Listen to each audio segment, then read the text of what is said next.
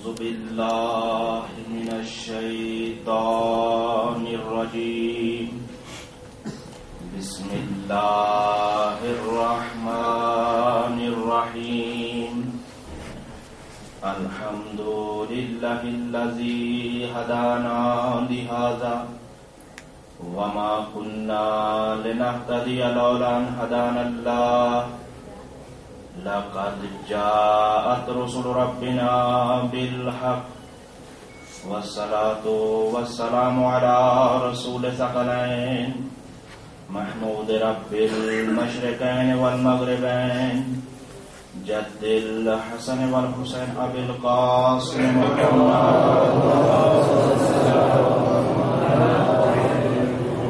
وعترته الطيبين الطاهرين المعصومين لا سيما الإمام المبين والكهف الحسين وغياث المضطر المستقيم حجة الله على المخلوقين ووارث الأنبياء والمرسلين المنتظر المهدي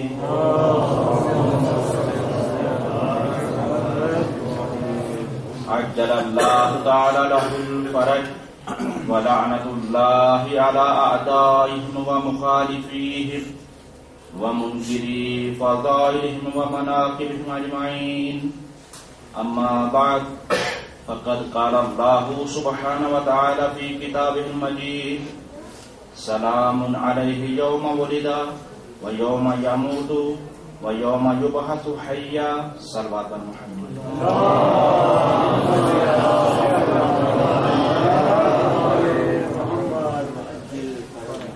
جزاک اللہ مومنین و مومنات پروردگار عالم آپ کی اس خلوص بھری عبادت کو قبول فرمائے اور یقیناً قابل قدر ہیں آپ لوگ کہ جو ایسے حالات میں بھی مودت اہل بیت کی ادائیگی ادا کر رہے ہیں. پروردگار عالم سے دعا کو ہر مومن کی جان مال عزت ناموس کی حفاظت فرمائے. قبل اس کے کہ میں اپنے موضوع کی طرف آؤں اور گفتگو کا آغاز کروں اور یہ ایک بات اہم آپ سے کہنا چاہ رہا ہوں اور کہنے کے ساتھ ساتھ التماس یہی ہوگی کہ مجھے روزانہ یہ جملے دہرانے نہ پڑیں. وہ میری التماس آپ سے بہت توجہ سے، کیونکہ بات اہم ہے اور اس کا پس منظر بہت زیادہ ہے.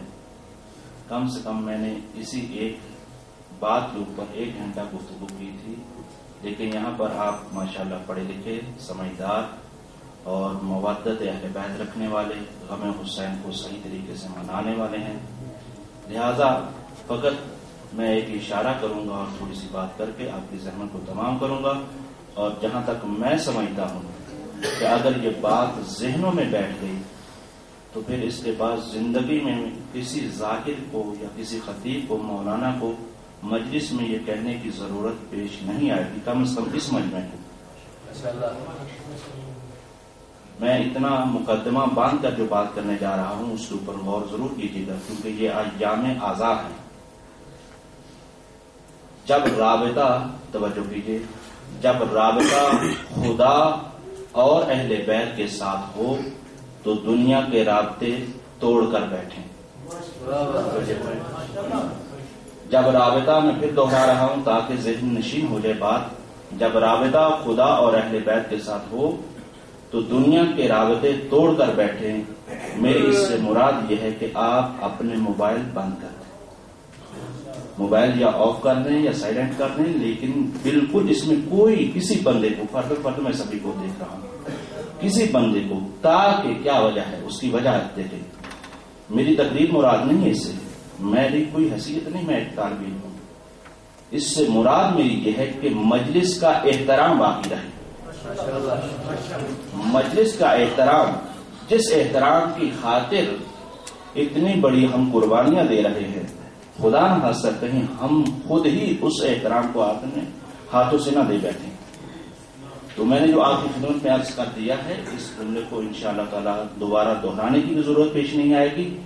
اور اس پر جو تاکیدی جملہ میں کہنا چاہ رہا ہوں جس وجہ سے میں اس کو بہت زیادہ سیریس لے رہا ہوں وہ یہ ہے کیونکہ آپ کو پتا ہے کہ جب مجلس کا اختتام ہوتا ہے تو مسائل پر ہوتا ہے اور ہو سکتا ہے کہ اسی وقت آپ کے موبائل پر کسی کی کال آئے اور ایسا ہو چکا ہے جب سے میں سیریس زیادہ ہو گیا ہوں کہ ادھر سے میں مسائل پڑھ رہا تھا اور سامنے کوئی صاحب بیٹھے ہوئے تھے اس کی کال آئی اور اس میں غیر مناسب کوئی آوازیں تھی جو ممبر کی شایان شان بھی نہیں آپ سمجھ گئے.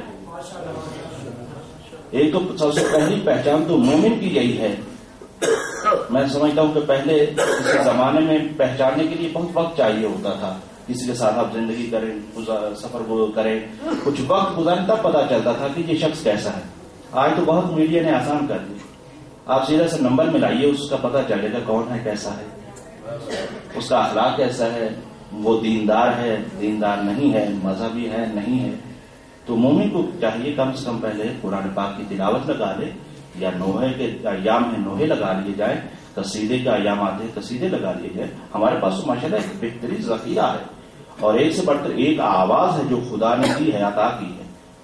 تو یقیناً انسان کو یہ چاہیے کہ رحمان کے ہوتے ہوئے شیطان کا دروازہ نہ کھٹکھٹائے. بس اس جملے کی تاکید کو آپ نے محسوس کر لیا.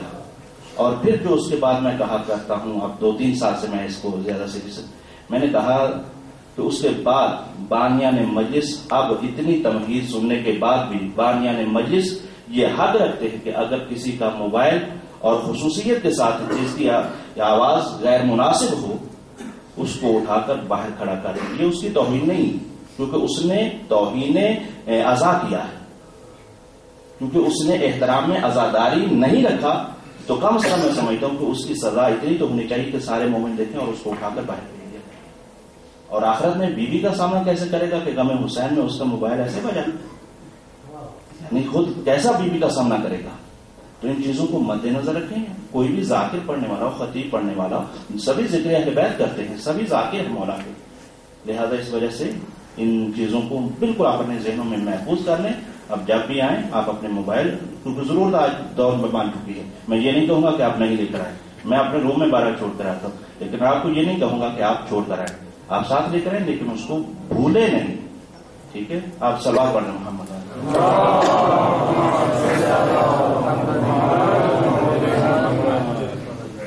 اور دوبارہ پھر میں سبھی کا شکریہ ادا کرتا ہوں کہ جنہوں نے توجہ سے میری بات کو سنا اور پھر اس کے اوپر انشاءاللہ تعالی عمل بھی شروع کیا.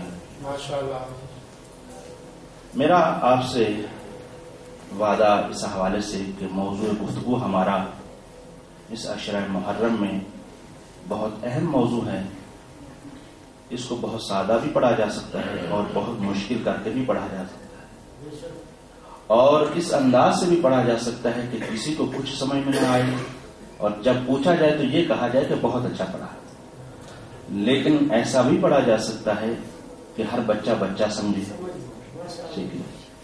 میں خطابت کے حوالے سے ایک خطابت کی تعریف رکھتا ہوں. ہر بندہ ہر ذاکر ہر خطیب اپنے پاس اس کے ایک تعریف ہوتی ہے کسی شے کی. انسان کی تعریف کیا ہے یا کسی اور مجلس اعضاء کی تعریف کیا ہے یعنی اس کو بیان کیا جائے کہ اس سے مراد کیا ہے. خطابت کی جو میں تعریف اپنے 200 عزیزوں میں کرتا ہوں جب یہ فن خطابت کا کوئی درس ہوتا ہے تو یہ تمہید آج میں باندھ جو رہا ہوں اس کو مد نظر رکھیے گا. خطابت کہتے ہیں کہ جس کو عوام سمجھے اور خواص اعتراض نہ کرے. پڑھے لکھے لوگ تشریف فرما ہیں. ہماری گفتگو اس انداز سے ہو کہ جس کو عوام سمجھے اور پڑھے لکھے لوگ اعتراض نہ کریں. اب پڑھے لکھوں سے مراد واقعاً پڑھے لکھے ہیں. بعض تجاہل ہوتے ہیں یا یہ ہے کہ وہ جہالت کی طرف ہوتے ہیں لیکن اپنے آپ کو بلاہر وہ عالم سمجھ رہے ہوتے ہیں. وہ ایک الگ بات ہے. تو اس وجہ سے یہ ہے کہ ایک تو خطابت کا میں نے آپ کے سامنے معنی کیا اور دوسری بات جو تقریباً سبھی بڑے بڑے خطباء نے بھی اسی طرح اس چیز کو بیان کیا کہ اس میں یہ کہا جاتا ہے کیونکہ آج کی گفتگو اپنے موضوع کے لیے تمہید ہے اور پھر آگے گفتگو کو لے کر چلنا ہے. وہ یہ کہا جاتا ہے کہ جی یہ جو آج انہوں نے پڑھا ہے، ہماری اتنی عمر ہوگی، سفید داڑھی ہو چکی ہے، آج تک ہم نے نہیں سنا، انہوں نے کہاں سے پڑھ دیا؟ یہ ہے کس کا؟ یہ اس بندے خدا کی محنت جو تحقیق کر کے لایا ہے، کیسٹ سن کر نہیں آیا، کیسٹ سن کر نہیں آیا، اس نے تحقیق کی۔ برادر عزیز مجھے جانتے ہیں، میں روم میں اپنے بیٹھا ہوا مسلسل لیپ ٹاپ پر، اور جس کے اندر میں آج ہی تھوڑی سی اس بات کی طرف اشارہ کر دینا ضروری سمجھتا ہوں کہ 50,000 کی لائبریری میرے لیپ ٹاپ میں موجود ہے۔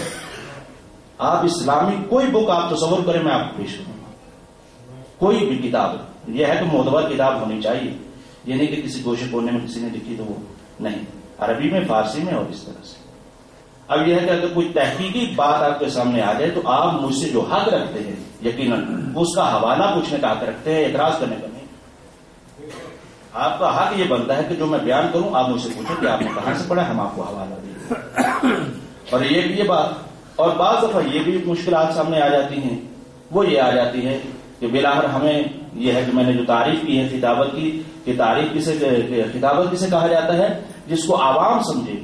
اب جب عوام کو سمجھانے کے لیے ان کی سطح فکری کو مد نظر رکھتے ہوئے جب کبھی گفتگو کی جائے تو جو بزرگان ہیں، جو پڑھے لکھے لوگ ہیں، وہ کہتے ہیں یہ تو وہی باتیں جو ہم بچپن سے سنتے آ رہے ہیں، تکراری باتیں۔ بھئی دیکھیں، ایک تو ذکر اہل بیت پرانا نہیں ہوتا، ورنہ یہ ہے کہ 1400 سال ہو گئے، یہ قرآن ہٹا دیجیے، توجہ کیجیے۔ یعنی اسی طرح سے، اور پھر یہ توجہ کریں کیونکہ یہ اعتراضات تو مسلسل رہتے ہیں، ہم یہ کہتے ہیں کہ جو بھی خطیب آئے وہ آ کر ہمارے علم میں مزید اضافہ حتمن کرے، جبکہ ہونا چاہیے، اس چیز کا اقرار نہ کرتے، لیکن اگر نہیں بھی ہوا تو مجلس کا ثواب اپنی جگہ پر آپ کو ملنا ہی ملنا ہے۔ ورنہ آپ بتائیے کہ امام سجاد علیہ السلام کے سامنے جو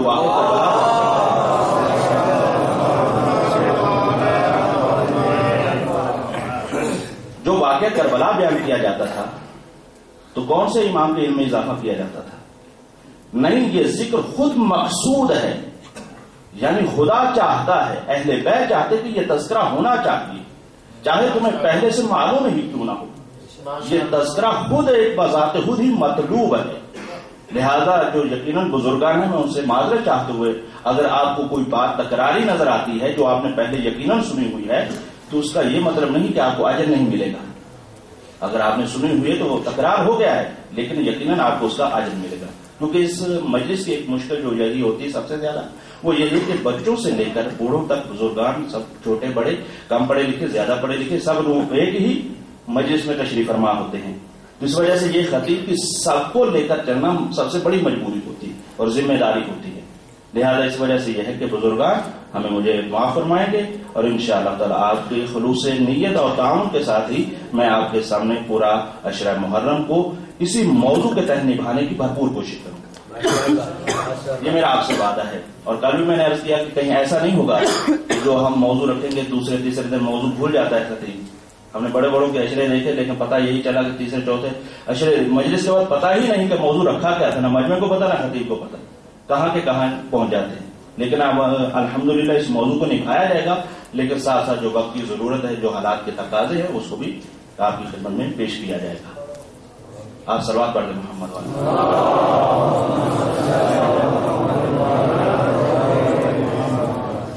تقریباً 12 منٹ تمہید میں گزر گئے، معذرت چاہتا ہوں۔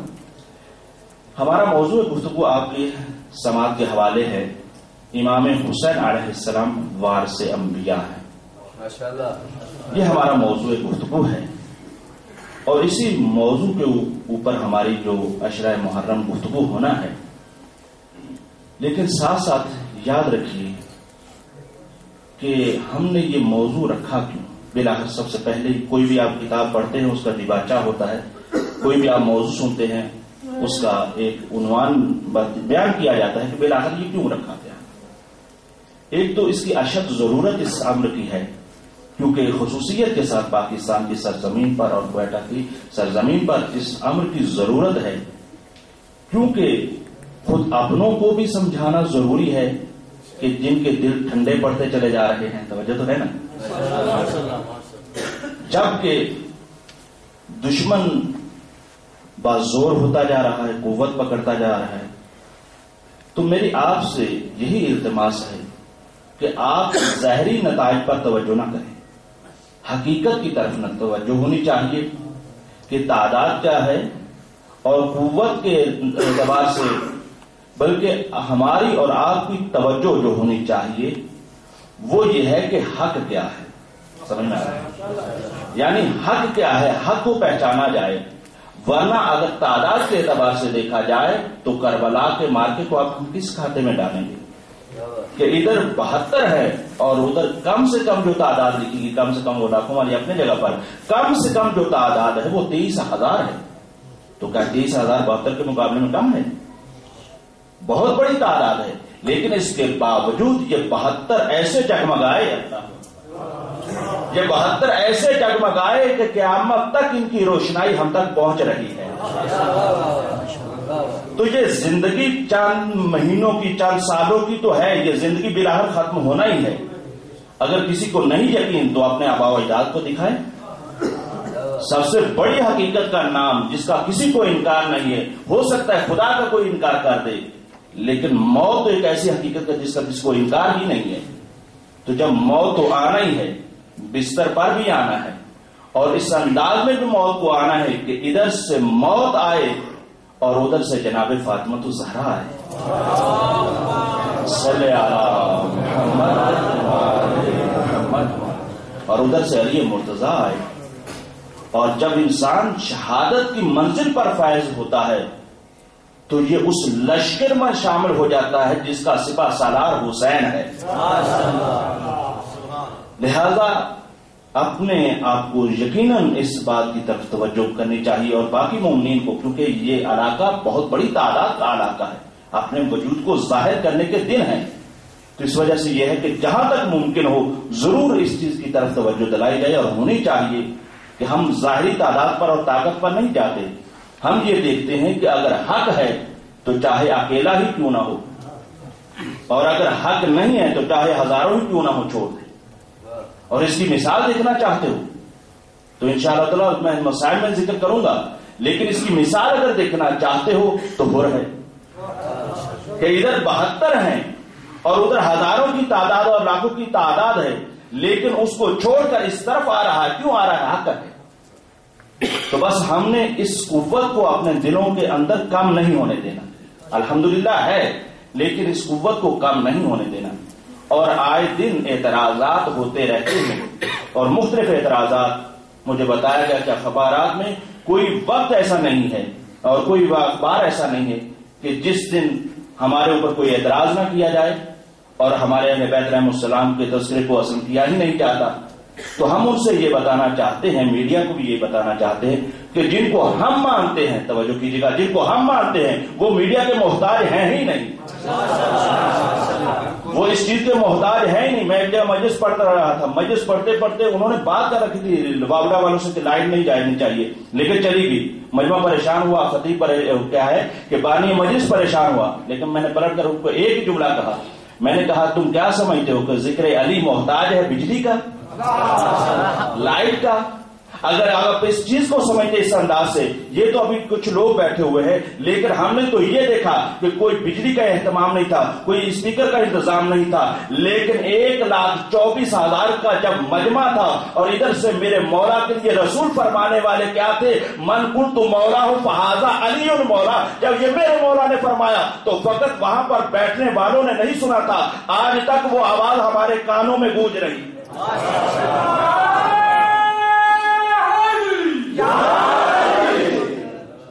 تو یہ تذکرہ اہل بیت میڈیا کا محتاج نہیں ہے. اگر انہیں خود اپنی شرافت ثابت کرنا ہے، کیونکہ میڈیا نام ہوتا ہے ایسی چیز کا کہ جو جانبدار نہ ہو. جب جانبدار کہہ رہا ہے کہ وہ خود ایک سیاست ہو جاتی ہے، غیر جانبدارانہ طور پر ہونا چاہیے.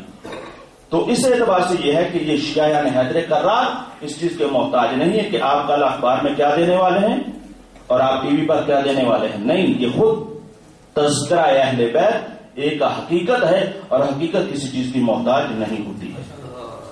اور اسی کے ساتھ ساتھ جیسا کہ آج کی تاریخ گزری اور کوئٹہ میں بہت سخت تاریخ اس حوالے سے، لیکن میں کیونکہ میرے یہ سر پہ امامہ ہے، ایک ذمہ داری سے بات کرنا چاہتا ہوں. لیکن یہی ہے کہ یہ جان بوجھ کر ان مسائل کو اٹھایا جا رہا ہے. کہ ایسے مسائل پیدا کیے جائیں تاکہ پاکستان کے حالات خراب ہوں. ہم ان سے کچھ میں باتیں کرنا چاہتا ہوں آپ کے توسط سے. اس حوالے سے ایک تو یہ بات کرنا چاہتا ہوں کہ واقعا اگر آپ شہادت منانا ہی چاہتے ہیں ہمیں کوئی اعتراض نہیں ہے، کیونکہ ہر قوم اپنے پیشواؤں کی شہادت غم مناتی ہی منانا چاہیے. لیکن اس کے ساتھ ساتھ یہ ہے کہ میں سمجھتا ہوں کہ ہمیشہ غم منانے کا حق اسی کو ہوتا ہے کہ جو اس کے بڑے کا بھی حق ادا کرے. اب اگر واضح الفاظ میں یہ کہنا چاہتا ہوں کہ آپ کو حق ہے آپ منائیے، لیکن اس سے پہلے آپ پر واجب یہ ہے کہ وفات رسول بھی تو منائیں، وفات رسول بھی تو منائی جائے. کیونکہ مجھے پتا چلا کہ میڈیا پر کسی نے کہا کہ آپ ہمارے پروگرام میں آئیے گا. انہوں نے بہت اچھا کیا، جواب نہیں دیا، کیونکہ جواب دیتے یا اپنے ناراض ہوتے یا ان کے ناراض ہوتے، لہذا انہوں نے تو نہیں جواب دیا. لیکن میں یہ کہنا یہ چاہتا ہوں کہ جب آپ یہ کہہ رہے ہیں کہ منانی چاہیے یہ تاریخ، تو ہم آپ سے یہ کہتے ہیں کہ رسول خدا کی وفات پڑی ہے یا آپ سے وہ پڑے. اور اگر آپ پلٹ کر ہمارے اوپر اعتراض کرنا چاہتے ہیں کہ بھی آپ کیوں مناتے ہیں اپنے بڑوں کے، تو ہم یہ بتاتے ہیں کہ پہلے ہم 28 سفر مناتے ہیں، بعد میں ہم 21 رمضان مناتے ہیں. پہلے ہمارا مہینے کے حساب سے آپ ترتیب دیکھ لیجئے، 28 سفر ہم پہلے مناتے ہیں، کیونکہ اگر ذکر علی کرے ذکر مصطفیٰ نہ کرے یہ ہو نہیں سکتا نا. تو ہم یہ کہتے ہیں کہ پہلے رسول خدا کی وفات و شہادت کو منا لو، جس کا کلمہ آپ بھی پڑھتے ہیں اور ہم بھی پڑھتے ہیں، لہذا اس پر ہم سب کا اتفاق ہے. پہلے آؤ مل کر ہم وفات رسول مناتے ہیں، بعد میں آپ اپنے بزرگوں کا منائیں، ہم اپنے بزرگوں کا مناتے ہیں. ہمیں کوئی اعتراض نہیں ہے. اور دوسرا مشورہ یہ بھی دینا چاہتا ہوں، وہ یہ ہے کہ کیا پاکستان ہی ایک اسلامی ملک ہے کہ جس کے اندر یہ مطالبہ مسلسل کیا جا رہا ہے کہ بھی چھٹی ہونی چاہیے؟ کم از کم میں سمجھتا ہوں، جہاں تک آپ مجھ سے بہتر جانتے ہوں گے، 56 ممالک ہیں اس وقت اسلامی. کس ملک میں منائی جا رہی ہے؟ کیا فقط اسلام، کیا پاکستان کے اندر ہی فقط اسلام؟ سب سے بڑا تو آیت آپ کے سامنے ہے، نام لینے میں کوئی حرج نہیں، سعودیہ ہے. کیا سعودیہ کے اندر یہ چھٹی ہے؟ تو لما تقولون ما لا تفعلون، قرآن یہ کہہ رہا ہے وہ بات تم کیوں کہتے ہو جو کرتے نہیں ہو. تو جب وہاں پر چھٹی نہیں تو یہاں مطالبہ کس چیز کا؟ یعنی یہ خود ایک سوچنے کی بات ہے کہ وہاں چھٹی نہیں ہے، یہاں مطالبہ کیا جا رہا ہے صرف حالات کو خراب کرنے کے لیے. اور یہ میں سمجھتا ہوں کہ جہاں سے یہ سازش چل رہی ہے. اور اسی کے ساتھ ساتھ پھر یہ ہے کہ ہم ایک اور بھی دوستانہ مشورہ دے دیتے ہیں، کیونکہ ہم جیسا کرتے ہیں ہم آپ بھی کر کے دکھا دیجیے. جیسے ہم اپنوں کی شہادت مناتے ہیں آپ بھی اسی انداز میں منائیے، شان و شوکت کے ساتھ عزاداری کیجیے، ماتمداری کیجیے، نواخان منائیے، سب کچھ کیجیے. اور جہاں پر ہم اپنے بڑوں کی شہادت مناتے ہیں ہم ان کی ولادت بھی مناتے ہیں. جہاں پر ہم شہادت مناتے ہیں ہم ولادت بھی مناتے ہیں. ہم آپ کو یہ بھی مشورہ دیتے ہیں کہ آپ شہادت ہی نہیں بلکہ ان کی ولادت بھی منائیے. جی وہ آپ نے پورا کر دکھانا. تو بس آپ نے ملاحظہ فرمایا کہ اس انداز سے اس چیز کی ضرورت ہے. تو بہرحال آپ ماشاءاللہ ایک ذمہ دار افراد ہیں، ان حالات سے گھبرائیے نہیں. یہ ایک سازش ہوتی ہے، جو شعلہ ہوتا ہے، بلبلہ ہوتا ہے، ابھرتا ہے اور مٹ جاتا ہے. اور یہ تاریخ کوئی نئی تو ہے نہیں، یہ ہر دور میں چلتی آ رہی ہے. لیکن کیونکہ الحمدللہ شیعان حیدر کرار کا وقت کا امام موجود ہے اور وہ جب ہمارے لیے دعا کرنے والا ہے تو پروردگار عالم کی طرف سے، اور اسی طرح سے معصوم نے فرمایا کہ اے شیعو اپنے آپ کو کبھی تنہا نہ سمجھنا، کسی مقام پر تنہا نہ سمجھنا. اگر ہماری دعائیں اور ہمارا ہاتھ تمہارے سر کے اوپر نہ ہوتا تو دشمن کب سے تمہیں ختم کر چکا ہوتا. تو ہم یہی دشمن کو بتانا چاہتے ہیں یہ تمہاری خام خیالی ہے کہ تم یہ سمجھتے ہو جب تم 72 کا مقابلہ نہیں کر سکتے. تو آج تو کئی ملک ہیں، یہ تو افسوس کے ساتھ کہنا پڑتا ہے کہ اپنوں کو بھی نہیں پتا کہ کتنے ملک فقط تشیع کے ہیں. جب نام لیا جاتا ہے فوراً ایران ذہن میں آ جاتا ہے. بھائی ایران سے بھی زیادہ تعداد والے ملک موجود ہیں. بحرین میں شیعوں کی تعداد اس سے کہیں زیادہ ہے فیصد کے حساب سے. آذربائیجان میں شیعوں کی تعداد 98% ہے. آپ کیا جانتے ہیں؟ یعنی جتنے اس وقت بھی الحمدللہ پورے ملک شیعہ ہیں. تو یقیناً یہ ہے کہ یہ مٹنے والی بات تو ہے نہیں. ہم یہ چاہتے ہیں کہ آپ اپنے حساب سے گفتگو اور اپنے حساب سے چلیں اور ہمیں اپنے حساب سے چلنا دیں. اور اسی طرح سے یہ ہے کہ اور مذہب نہیں سکھاتا کسی سے بیر رکھنا. اگر تمہارا کوئی بھی مذہب ہو لیکن شرط یہ ہے کہ مذہب ہونا چاہیے. اور اسی طرح سے کہا جاتا ہے دہشت گرد کا کوئی مذہب ہوتا ہی نہیں ہے، اسی وجہ سے وہ دہشت گردی کرتا ہے، ورنہ مذہب کوئی نہیں سکھاتا. آپ کسی بھی مذہب سے ہیں، ہمیں اس سے غرض نہیں، لیکن مذہب نہیں سکھاتا کسی سے بیر رکھنا. تو بس یہ میری آج کی بات بھی اس حوالے سے پہنچی. تو انہی مسائل کو مد نظر رکھتے ہوئے ہم نے یہ چاہا کہ اس مقام پر اسی موضوع کو بیان کیا جائے کہ جس کے ضمن میں امام حسین علیہ السلام کا تذکرہ توسل بنے گا اور واسطہ بنے گا، جس کے ذریعے سے ہم وہ سارے حقائق جو کہنے چاہیے مذہب حقانیت کو ثابت کرنے کے لیے، اور معصومین کی وہ خدمات جس کے ذریعے سے آج تک اور تا قیامت اسلام باقی رہے گا، ہم اس تذکرے کو آپ کی خدمت میں بیان کریں گے. لہذا امام حسین علیہ السلام جو عنوان رکھا گیا ہے، امام حسین علیہ السلام وارث انبیاء ہے. تو اب انبیاء سب سے پہلے یہ دیکھ لیا جائے، کیونکہ آج تمہیدی گفتگو ہے، میرے خیال میں تھوڑا سا گھبرا نہ جائیں. یہ ہے کہ یہ چیز کو بھی پہچاننے کی ضرورت ہے کہ بالآخر انبیاء کی ضرورت ہی کیوں پیش آئی، انبیاء کیوں آئے، نبی کیوں آتا ہے. تو اس کی تفصیلی عقائدی گفتگو یہاں پر نہیں تاکہ موضوع خشک نہ ہو جائے. صرف اتنا ہی کہنا چاہتا ہوں کہ اللہ تعالیٰ نے انسان کے اندر دو قوتیں رکھی ہیں. ایک قوت کے نام ہے قوت مفکرہ، یعنی سوچنے کی طاقت، فکر کرنے کی طاقت، ایک وہ ہے. اور ایک ہے قوت عاملہ، یعنی جب فکر کرتا ہے تو اس کے بعد سوچنے کے بعد عمل کرتا ہے. آپ کو پتا چلا، آپ نے فکر کی کہ مجھے مجلس میں جانا ہے، مجلس کا نام سننے کے بعد وہ آپ کی فکر تھی، اور اس کے بعد باقاعدہ طور پر جب آپ مجلس میں آ گئے تو یہ آپ کا عمل تھا. یہ انسان کی فطرت میں جب رکھا گیا ہے، اسی فطرت کو پورا کرنے کے لیے انبیاء کا تسلسل قائم کیا گیا، نبیوں کو بھیجا گیا ایک کے بعد دوسرا نبی. کیا کہ جس طرح سے انسان کوئی مفکر فکر کرتا ہے، کیونکہ ہر انسان کی طبیعت میں یہ رکھا گیا ہے کہ وہ شکر منعم کرنا چاہتا ہے. کوئی بھی اسے کوئی نیکی اس کے ساتھ کرتا ہے تو اس کا شکریہ ادا کیا جائے. بطور مثال اگر آپ نے مجھے پانی پلا دیا تو دل یہ کہتا ہے کہ آپ کا شکریہ ادا کیا جائے، یہ طبیعت میں ہے. اب اسی طرح سے اس خدا نے جو بغیر مانگے، اس ذات نے ہمیں بہت کچھ عطا کیا، کیا دل نہیں چاہتا کہ ہم اس کا شکریہ ادا کریں؟ یقیناً دل یہ چاہتا ہے، اور فطرت یہی ہے کہ انسان شکریہ ادا کرے. اب یہ کیسے کرے گا ادا؟ یہ اللہ ہی کا کام ہے کہ وہ ہمیں بتائے، اور اللہ ڈائریکٹ آ کر ہمیں بتا نہیں سکتا کیونکہ وہ جسم و جسمانیت سے پاک ہے. لہذا اس نے ایسا سلسلہ قائم کیا جسے سلسلہ نبوت کہتے ہیں. اب یہی سلسلہ نبوت جو قائم کیا گیا، 1,24,000 انبیاء کو بھیجا گیا، اور اس کے بعد اسی سلسلے کو ایک دم جب روک دیا گیا تو اب اسی سلسلے کی محافظت کی ضرورت تھی. اور اسی محافظ کا نام جو رکھا گیا، میں نے کل کی مجلس میں عرض کیا تھا کہ اصل حقیقت حسین ایک ہے، نام بدلتے رہتے ہیں، چہرے بدلتے رہتے ہیں. یہی حسین کبھی آدم تھا، کبھی موسیٰ تھا، کبھی عیسیٰ تھا. اور اسی طرح سے یہ حسین آج بھی پردہ غیبت میں بیٹھا ہوا ہے. تو لہذا یہ ایک انتظام کر دیا گیا کہ وہ جو وراثت انبیاء کی ہے اس کی حفاظت کی جائے. اب حفاظت کرنے والی کوئی ایسی ذات ہونی چاہیے تھی کہ جو واقعاً حفاظت کرے. اب اسی کے ساتھ ہی عرض کر دوں کہ وراثت کہتے کسے ہے اور وراثت ملتی کیسے. اور سادہ سی یہ روزمرہ کی مسائل ہیں، آپ کے سامنے ہیں. وراثت اس طرح سے ہے کہ جو بھی انسان کے پاس مال ہوتا ہے وہ اس کی وراثت کہلاتا ہے. اب جب اس کی وراثت ہے تو اب یہ ملتا کس کو ہے، اس کی چند شرطیں. ہر ایک کو نہیں ملتا.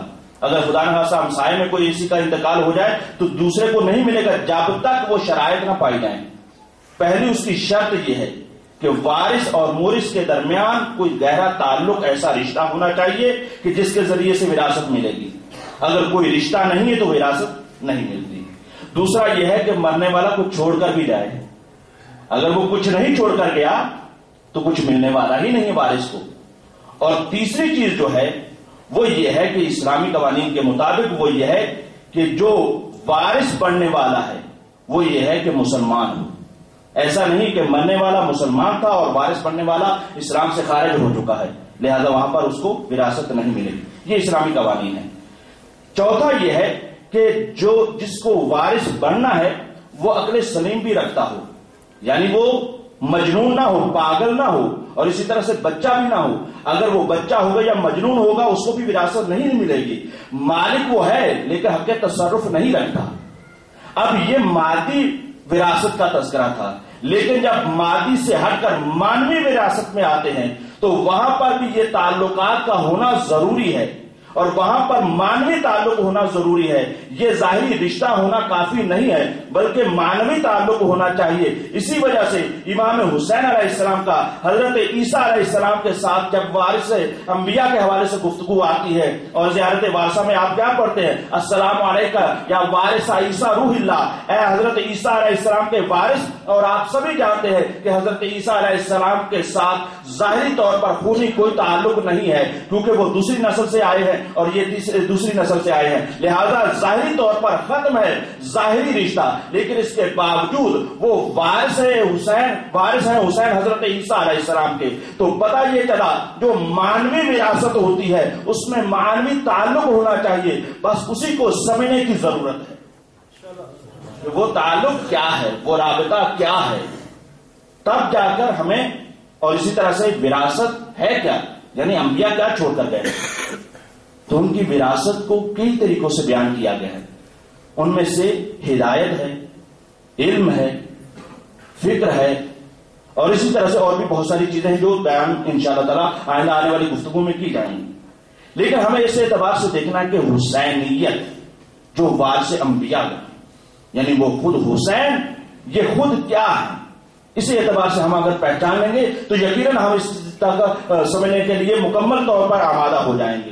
توجہ کیجیے کہ حسینیت کیا ہے. حسینیت شرافت ہے، حسینیت طہارت ہے، حسینیت زندگی ہے، حسینیت حریت ہے. حسینیت ہمیں یہ سبق سکھاتی ہے کہ دیکھو دنیا کی کوئی بڑی سے بڑی طاقت ہو اس سے گھبرانا نہیں ہے، کیونکہ حسینیت وارث انبیاء ہے. جب انبیاء نے کسی نمرود شداد کے سامنے اپنے سر کو نہیں جھکایا ہے تو کبھی بھی حسینیت کسی بھی دور کے وقت یزید کے سامنے اپنا سر نہیں جھکائے گی.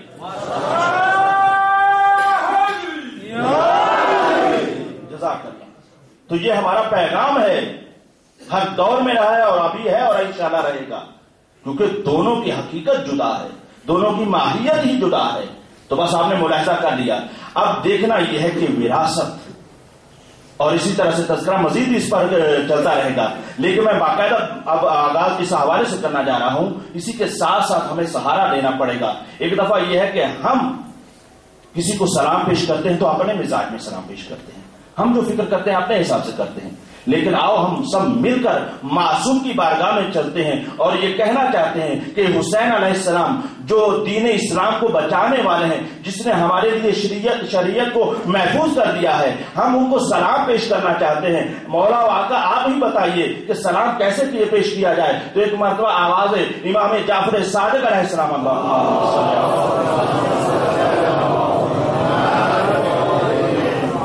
آواز امام جعفر صادق علیہ السلام آتی ہے کہ دیکھو اگر سلام پیش کرنا ہے تو اپنے الفاظ میں نہیں، ہم تمہیں تعلیم دے رہے ہیں. جب سلام پیش کرنا ہے تو اس انداز میں کہو السلام علیکہ یا آدم صفوت اللہ، اے حضرت آدم علیہ السلام کے وارث آپ پر ہمارا سلام ہو.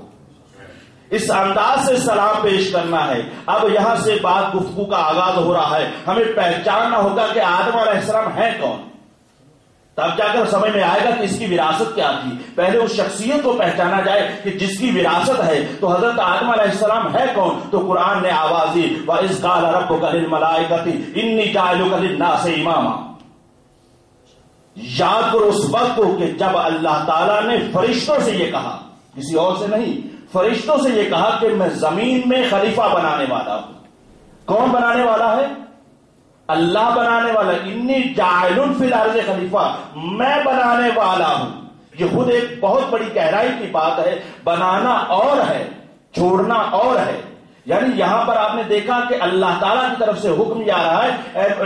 یہ اس وقت کو یاد کرو کہ جب ہم نے ملائکہ سے یہ کہا کہ میں خلیفہ بنانے والا ہوں، یعنی میں بنانے والا ہوں. اور اسی طرح سے آپ دیکھیں کہ بعض دفعہ یہ چیز سمجھ میں نہیں آتی کہ بنانے کا حق کسی کو اور کو دیا ہی نہیں گیا. اسی وجہ سے حدیث ثقلین ہمارے بچوں کو یاد ہے کہ رسول اکرم صلی اللہ علیہ وسلم جب اس جہاں سے اس جہاں میں جا رہے تھے ظاہری طور پر تو یہ کہہ کر گئے تھے انی تارکن فیکم الثقلین، میں چھوڑ کر جا رہا ہوں، بنا کر نہیں جا رہا ہوں۔ تو جب خاتم الانبیاء کو حق حاصل نہیں ہے کہ وہ کسی کو مقرر کرے بنائے، تو میں نہیں سمجھتا کہ کسی اور امتی کو حق ہو۔ تو بس یہاں پر ایک تو یہ ہے کہ اللہ بناتا ہے، کسی اور کو حق حاصل نہیں۔ اور پھر اسی طرح سے یہ ہے کہ جب اور کہا جا رہا ہے زمین میں بنا رہا ہوں، تو جب زمین میں بنایا جا رہا ہے تو انشاءاللہ تعالی یہ بات بھی ذہن میں رہنی چاہیے کہ جب تک زمین ہے اس وقت تک فتح کفایت اللہ کا ہونا ضروری ہے، کیونکہ کوئی ایسا لمحہ ہو نہیں سکتا کہ زمین ہو اور زمین پر انسان ہو لیکن اس کی ہدایت کرنے والا نہ ہو۔ تو بہرحال جب یہ کہا گیا تو اس طرف سے آواز آئی، فرشتوں کی آواز، قرآن نے اس کو پکار کر کے یہ کہا کہ فرشتوں نے کہا تجالم، کیا تو اسے بنائے گا کہ جو زمین میں ریزی کرے گا، فساد کرے گا؟ تو آواز قدرت کیا آئی؟ انی اعلم ما لا تعلمون، جو میں جانتا ہوں وہ تم نہیں جانتے۔ بعض دفعہ ہم یہ سمجھتے کہ یہ کیسے ہو گیا، بھی بہت ساری خدا کی مصلحتیں ہوتی ہے جس کو ہم نہیں سمجھ رہے ہوتے، خدا بہتر سمجھ رہا ہوتا ہے۔ یہی آواز فرشتوں کو دے کر یہی کہا انی اعلم ما لا تعلمون، جو میں جانتا ہوں وہ تم نہیں جانتے۔ تو جب یہ کہا گیا کہ اچھا یہ نہیں جانتے، اور پھر اس کے بعد حضرت آدم علیہ السلام کو آسمان کا تذکرہ سارا وہ اپنی جگہ پر محفوظ ہے بتا دیا گیا۔ اب جب بتا دیا گیا اور پھر کہا کہ اگر تم پہچانتے ہو کہ تم اس کے بارے میں، تو اچھا یہ ہے کہ جو آسمان، جو نام انبیاء بھی آسمان ہاؤلائے ان تم صادقین، اگر تم اپنی بات میں سچے ہو، فرشتوں سے یہ کہا جا رہا ہے اگر تم اپنی بات میں سچے ہو تو پھر ان کے نام بتاؤ۔ جب وہ نام نہیں بتا سکے، اب نوجوان یہاں پہ بیٹھے ہوئے ہیں کیونکہ نوجوانوں کے لیے بات بہت ضروری ہوتی، کیونکہ وہ ایگزام دیتے رہتے ہیں اور ان کے لیے سوال بھی آتا ہے کہ یہ ہے کہ فرشتوں کو بتایا ہی نہیں گیا اور ان کو بتا دیا گیا، تو یہ تو ان کے لیے آدم علیہ السلام کے لیے پیپر آؤٹ ہو گیا، وہ پاس ہو گئے اور فرشتے رہ گئے۔ بھی فرق ہے، آج کے دور میں مثال دینا بالکل آسان ہے، کمپیوٹر کا دور ہے۔ فرشتوں کا علم کون سا علم تھا اور حضرت آدم علیہ السلام کے پاس علم کون سا تھا؟ فرشتوں کے پاس وہی علم تھا کہ جو، اور قرآن نے آواز بھی دی کہ ہمارے پاس اتنا ہی ہے، لا علم لنا الا ما علمتنا، ہمارے پاس وہی علم ہے جو آپ نے ہمیں تعلیم دیا۔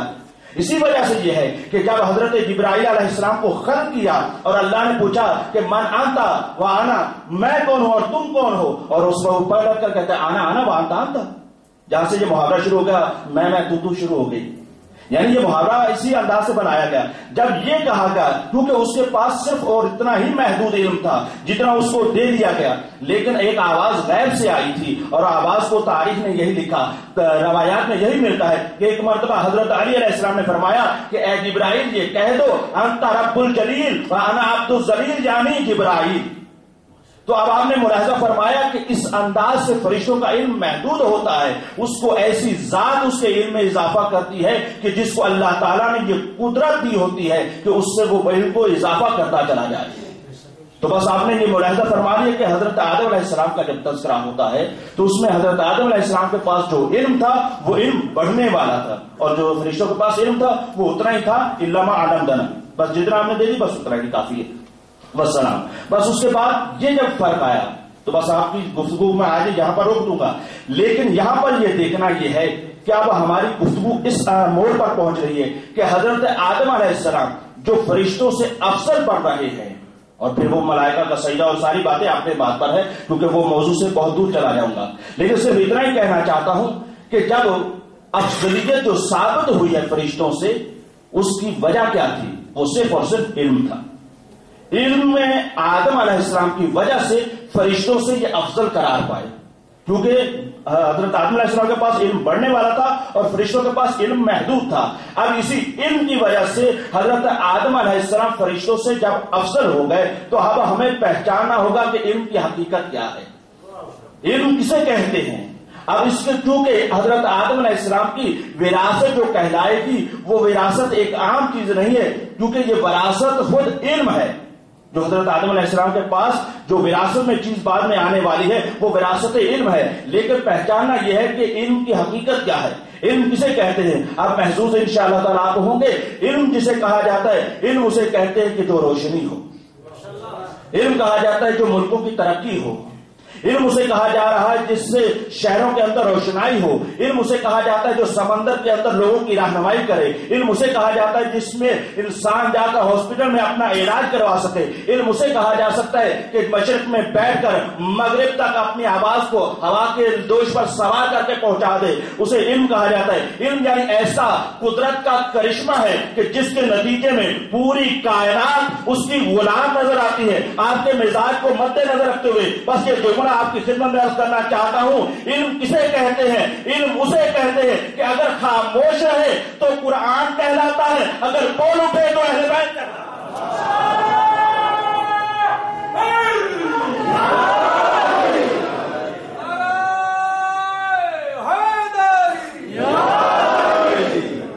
جزاک اللہ مولا سب کو زندہ و سلام۔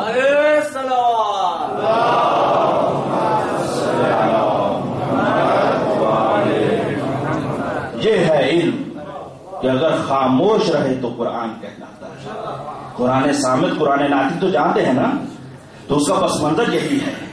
تو بس آپ نے ملاحظہ فرما لیا کہ وراثت حضرت آدم علیہ السلام پوسٹ مقام نہیں تھا، یہی علم تھا، اور اسی علم کا وارث جب اس اعتبار سے یہ کہا جاتا ہے، کسی دربار سے آواز آتی ہے کہ کوئی وحی نازل نہیں ہوئی تھی، کوئی فرشتہ نہیں آیا تھا، یہ تو بنو ہاشم کا نعوذ باللہ ڈھونگ تھا حکومت کو حاصل کرنے کے لیے، جو وارث حضرت آدم سے لے کر خاتم تک تھا۔ اس نے کہا کہ میں ثابت کروں گا میں وارث انبیاء ہوں، اور میں اس دنیا میں ثابت کر کے جاؤں گا کہ دیکھو جو تم کہہ رہے ہو وہ غلط ہے، جو ہم کر رہے ہیں وہ صحیح ہے۔ تو اب آپ نے ملاحظہ کرنا اس جملے کی نزاکتوں کو پہچانیے گا کہ تمام انبیاء کے وارث کا نام، قابل اعتماد کا نام، بھروسے کا نام حسین ہے، اور سنو گے اور حسین کے بھروسے کا نام کیا ہے؟ جب خط پر خط آتے ہیں کوفہ سے کہ مولا واقع آپ آ جائیے، تو ایک مرتبہ میرے مولا حسین ایک خط لکھتے ہیں، اور خط کے جملے یہ ہیں: انی باعث الیکم اخی و ابن امی وثقتی من اہل بیتی، میں اب تمہاری طرف اس کو بھیج رہا ہوں جو میرا بھائی ہے، میرے چچا کا بیٹا ہے، اور میرا قابل بھروسہ ہے۔ اب اس جملے کی نزاکت کو پہچانیے گا کہ انبیاء کے بھروسے کا نام حسین ہے، حسین کے بھروسے کا نام مسلم ہے۔ جناب مسلم کی عظمت کو پہچانو۔ ہاں زادارو، یہ مقدمہ کربلا ہے۔ اگر ہم مقدمے کو سمجھ گئے تو انشاءاللہ کربلا کو بھی سمجھ سکیں گے، اور اگر مقدمے کو نہ سمجھ سکے تو پھر کربلا بھی سمجھ میں نہیں آئے گی۔ اور یہ مظلوم سفیر حسین کہ جس کے لیے آنسو بہانے والا نہ کوئی بھائی تھا پاس، نہ بہن تھی، نہ بیٹی تھی، بلکہ یہ کہہ دوں کہ یہ وہ مظلوم ہے کہ جب جناب زینب ایک مرتبہ کوفہ میں آتی ہیں تو مسلم کی لاش دیکھ کر زینب نے یہ کہا، اللہ اکبر۔ آپ کو معلوم تو ہے نا کہ عاشورہ شروع ہو چکا ہے، یعنی یہ محرم کے ایام ہے، تو اب میں نہیں سمجھتا کہ جس کے دل میں قبر حسین ہو وہ انتظار یہ کرے کوئی ذاکر پڑھے گا میں روؤں گا۔ ہاں نہیں عزادارو، جب آپ کے لیے یہ کہنا ضروری سمجھتا ہوں، آپ جب مجلس کے لیے تیار ہوتے ہیں آپ کے دل کے اندر ایک آواز اٹھتی ہے نا کہ جانا چاہیے تذکرہ حسین ہو رہا ہے، کبھی اس نزاکت کو محسوس کیجئے گا، وہ کسی عام کی آواز نہیں ہوتی، وہ اس دکھیاری ماں کی آواز ہوتی ہے جو آواز دے کر کہہ رہی ہوتی ہے، اے میرے چاہنے والوں آؤ میرے حسین کا تذکرہ ہونے والا ہے، جزاؤکم ربکم خیر جزا۔ ایک مرتبہ جناب زینب نے لاش مسلم کو دیکھ کر جو جملہ کہا ہے، عزادارو اس بات کو سمجھیے گا، ایک مرتبہ جناب زینب نے یہی کہا، مسلم کی لاش کو دیکھ کر زینب نے یہ کہا، اس شہر میں کیا قبر بنائی نہیں جاتی؟ ارے آپ کو معلوم ہے مسلم کی شہادت کب سے ہو چکی تھی، لیکن اس کے بعد جب کوفہ پہنچی ابھی تک مسلم کا لاشا دروازے پہ لٹکا ہوا ہے۔ ہاں جزاؤکم ربکم خیر جزا. ہاں زادارو ایک مرتبہ جناب مسلم کوفہ میں آتے ہیں اور جناب مسلم جب کوفہ میں آئے تاریخ میں یہ لکھا ہے شیخ مفید اعلی رحمہ لکھتے ہیں کہ 18,000 لوگوں نے آ کر حضرت مسلم کے ہاتھ پر بیعت کی. ایک ایک کر کے آتے حضرت مسلم کے ہاتھ پر بیعت کرتے چلے جاتے. امام حسین علیہ السلام کو حضرت مسلم نے خط یہ لکھا کہ ہاں یہاں پر ابھی یہ لوگ بیعت کر چکے ہیں, آپ یہاں پر تشریف لے آئیے, لیکن عزاداروں میں بہت جلدی سے گزر رہا ہوں. بس اسی کے بعد پھر کیا ہوتا ہے, ایک دفعہ حالات تبدیل ہو جاتے ہیں. حالات اس انداز سے تبدیل ہو گئے عزاداروں, آپ جانتے ہیں اس شہر میں بھی مسافر لوگ آتے رہتے ہیں, لیکن آپ ایک تصور کریں کہ ایک مہمان جو بڑی شان و شوکت سے لایا گیا ہو لیکن اس علاقے کا آگاہ نہ ہو, اس علاقے کی گلیوں کو نہ پہچانتے ہو, لیکن اس کی حالت ایک مرتبہ یہ ہو جائے کہ ایک مرتبہ تاریخ یہ کہتی ہے حضرت مسلم جب نماز پڑھانے کے لیے مسجد میں آتے ہیں, ذہنوں میں یہ رہے کہ 18,000 کی تعداد تھی, لیکن جب مسجد میں آخری نماز پڑھانے کے لیے آتے ہیں تو پیچھے 30 افراد نماز پڑھتے ہیں. جب 30 افراد نے نماز پڑھی, نماز پڑھ کے سلام جو پھیرا, اب جو دیکھا کہ پیچھے صرف اور صرف 10 افراد ہیں, لیکن جو ہی جب مسجد کے دروازے پر پہنچے عزادارو ایک مرتبہ مسلم نے مڑ کر دیکھا, اپنے آپ کو تنہا پایا, خدا کسی کے ساتھ یہ منظر نہ آئے. ہاں عزادارو اس کے بعد ایک مرتبہ مسلم ہے اور کوفے کی گلیاں ہیں, کبھی اس علاقے میں جاتے کبھی اس جگہ پر جاتے, لیکن دیکھا ایک مقام پر ایک بڑھیا خاتون ہے جو اپنے بچے کے انتظار میں بیٹھی ہوئی ہے, اور وہاں پر گئے اور رک گئے. کہا اے عورت اگر ہو سکے تو مجھے پانی پلا دو. جب یہ کہا نا پانی پلا دو, وہ عورت گئی اور پانی لے کر آتی ہے, پانی پی لیتے ہیں اور اس کے بعد پھر وہ عورت واپس چلی جاتی ہے, لیکن حضرت مسلم وہاں پر ہی بیٹھے رہتے ہیں. جب بیٹھے رہے تھوڑی دیر کے دوبارہ آئی اور آ کر یہ کہتی ہے کہ یہاں سے چلے جاؤ, حالات اچھے نہیں ہیں, لیکن یہ کہنے کے بعد جب واپس پلٹ جاتی ہے, جب تیسری مرتبہ پلٹ کر آتی ہے اور یہ کہتی ہے اے شخص میں تمہیں یہاں پر رکنے کی اجازت نہیں دوں گی اور یہاں سے اٹھ کر چلے جاؤ, تو اپنے گھر کیوں نہیں جاتا, تو اپنے رشتے داروں کے پاس کیوں نہیں جاتا. آزادار جملہ شروع میں ایک مرتبہ حضرت مسلم نے پلٹ کر جو جملہ کہا ہے, کہا ہے ضعیفہ تو بھی صحیح کہتی ہے, ارے جس کا گھر ہو اس کو گھر جانا چاہیے, لیکن جس کا کوئی گھر نہ ہو, ارے جس کا کوئی کھانا ہو وہ جائے تو کہاں جائے. پوچھا کہ آپ کون ہیں, کہا آپ علی کو جانتی ہیں, کہا وہ میرے مولا و آقا ہے, کہا میں اس کا بھتیجا مسلم ہوں. آزادہ نے یہ کہنا تھا. ایک مرتبہ بڑھیا نے کہا مولا مجھے معاف کر دینا, آؤ میرے گھر میں بنا لے لو. آزادہ ایک مرتبہ حضرت مسلم گھر میں آئے, ساری رات مصلی عبادت پر ہے, مصلی عبادت پر عبادت کرے. ایک مرتبہ آگ سے لگی, خواب میں دیکھا علی مرتضی آئے ہیں, کہا مسلم ہی نہیں آئی نہیں آ مسلم انا للہ کہہ کر ایک مرتبہ بلند ہوئے اور سمجھ گئے کہ یہ میری زندگی کی آخری رات ہے. آزادہ ادھر سے ضعیفہ کا بیٹا آیا اور اس نے جا کر بتا دیا ارے جس کو ڈھونڈتے پھرو مسلم میرے گھر میں ہے. یہ کہنا تھا کہ ایک مرتبہ ابن زیاد 500 کا لشکر بھیجتا ہے اور بھیجنے کے بعد کیا کہتا ہے جاؤ مسلم کو قیدی کر کے لے کرو. اور ادھر سے جناب مسلم نے ایک مرتبہ جب گھوڑوں کی ٹاپوں کی آواز سنی, اتنا سننا تھا کہ ایک مرتبہ تلوار نکال کر نکلنے لگتے ہیں کہ یہ بڑھیا سامنے آ گئی. کہا مولا باہر نہ جائیے, باہر دشمن ہے. آزادار سننا جملے کو, باہر نہ جائیے باہر دشمن ہے. لیکن حضرت مسلم نے کہا اللہ رے غیرت ہے اور ہاشم. ایک مرتبہ کہا مسلم نہیں چاہتا یہ دشمن تیرے گھر میں آ جائے. میں کہوں گا مسلم اچھا ہوا کربلا میں نہیں تھے, ارے شام غریبہ میں آتے, ارے دیکھتے ارے کیسے زہر و کلثوم کی چادریں لوٹی گئی. جزاؤں کو میرا حکم گئے جزا. حاضر ایک مرتبہ جناب مسلم باہر آئے اور آ کر مقابلہ کرتے ہیں. 500 کا لشکر کو پھر نار کیا, دوسری مرتبہ پھر دستہ آتا ہے اس کو پھر نار کیا. جب تیسری مرتبہ منگوایا گیا اور ایک مرتبہ اتنے زیادہ یہ کہتا ہے کہ ایک مرد کے لیے اتنی زیادہ فوج کی ضرورت, تو ادھر سے یہ کہا جاتا ہے کیا تو نے کسی مجھے پکار کے سامنے مقابلہ کرنے کے لیے بھیجا ہے. ارے یہ بنو ہاشم کا لال ہے, یہ مسلم ہے اور جعفر طیار کا بھتیجا ہے, ارے یہ علی کا بھتیجا ہے. آزاد اس کے بعد ایک مرتبہ حضرت مسلم کو گھیرا جاتا ہے اور چھتوں سے لوگوں نے آگ برسانا شروع کی. ایک شکی نے ایسا وار کیا کہ حضرت مسلم کو جو نیزہ لگا اور نیزے میں زخمی ہوتے چلے گئے, لیکن یہ علی کا شیر ایک مرتبہ پھر بھی کھڑا ہوا ہے، کسی کو جرأت نہیں ہے، لیکن کہا جاتا ہے مسلم تم ابھی امان میں ہو، تمہیں ہم امان دیتے ہیں، تمہیں لے جائیں گے، امان کے ساتھ رکھیں گے۔ ایک مرتبہ مسلم نے اپنے آپ کو پیش کر دیا، لیکن ازادار اس کے بعد ایک مرتبہ حضرت مسلم جب دارالعمارہ میں داخل ہوتے ہیں تو اس شان کے ساتھ ہوتے ہیں کہ حضرت مسلم سینہ تان کے چل رہے ہوتے ہیں، بڑی شان و شوکت کے ساتھ چل رہے ہوتے ہیں۔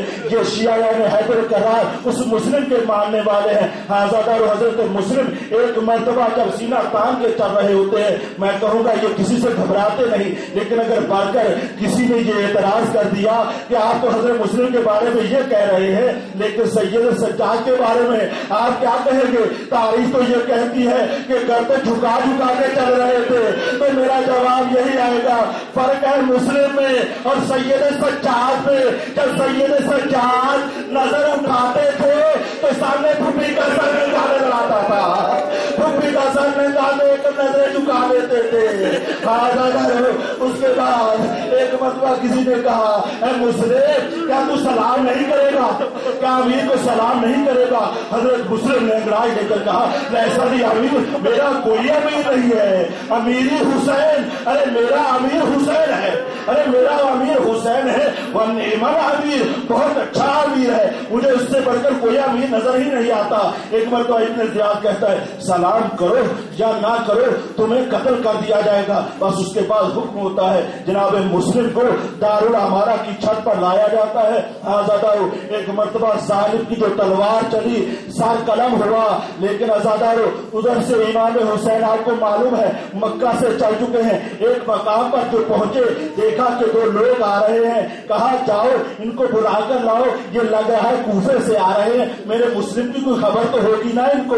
ایک مرتبہ جب بلایا گیا کہا مولا ایک طرف آ جائیے، کہا نہیں یہ سب میرے اپنے ہیں، بتاؤ کیا ہے؟ کہا مولا ہمیں معاف کر دینا، جب ہم کوفہ سے نکل رہے تھے ہم نے دیکھا کہ مسلم کے پاؤں میں رسی باندھ کر ارے کوفے کی گلیوں میں گھمایا جا رہا تھا۔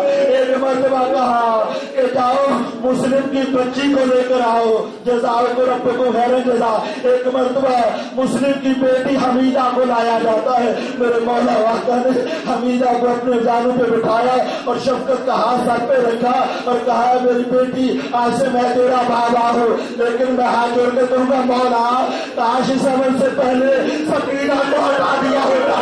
ارے سکینہ یہ منظر دیکھ رہی ہے، ارے کسی کا بابا مارا جائے تو اس کو پورے پہنائے جاتے ہیں، ارے سر پر شفقت کا ہاتھ رکھا جاتا ہے، لیکن ہائے وہ وقت جب جناب سکینہ ارے سامنے کھڑی تھی اور ظالم خنجر چلا رہا تھا، لیکن ایک مرتبہ جب یہ کہا شیر تو میرے بابا کا سر تو مجھے دے دے، لیکن یہ کہنا تھا کہ ظالم نے سکینہ کو تماچے مارے، تو ریچھی میں سکینہ کہتی تھی ارے بابا تمہارے بعد ہماری یہ حال ہے، ارے یتیموں کے ساتھ ایسا سلوک ہوتا ہے۔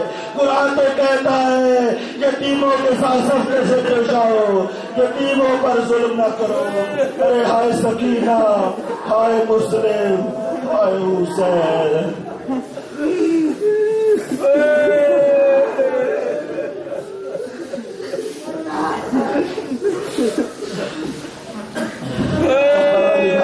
واسطہ ہے جناب مسلم کی مظلومیت کا جو ہزاروں کی تعداد میں تنہا تھا، تجھے واسطہ ہے حضرت مسلم کی بچی کی یتیمی کا، تجھے واسطہ ہے جناب سکینہ کی یتیمی کا۔ اے پروردگار عالم ان شہداء کی ان بچوں پر رحم فرما کے جو اب تنہا ہو گئے ہیں، اے پروردگار عالم ہمارے زخمیوں کو شفا کاملہ عاجلہ عطا فرما۔ یا الہی بحق محمد و آل محمد ہمیں وارث انبیاء کو سمجھنے کی توفیق عطا فرما۔ یا الہی بحق محمد و آل محمد جہاں کہیں بھی اہل بیت کا تذکرہ ہو رہا ہے ہمارے ذاکری خطباء علماء ماتمی سب ان کی حفاظت فرما۔ یا الہی بحق محمد و آل محمد اس عزا کے حقیقی وارث امام زمانہ کا جلد از جلد ظہور فرما اور ہمیں ان کا سپاہی بننے کی توفیق عطا فرما۔ اللہم صلی علی محمد و آل محمد وعجل فرج آل محمد۔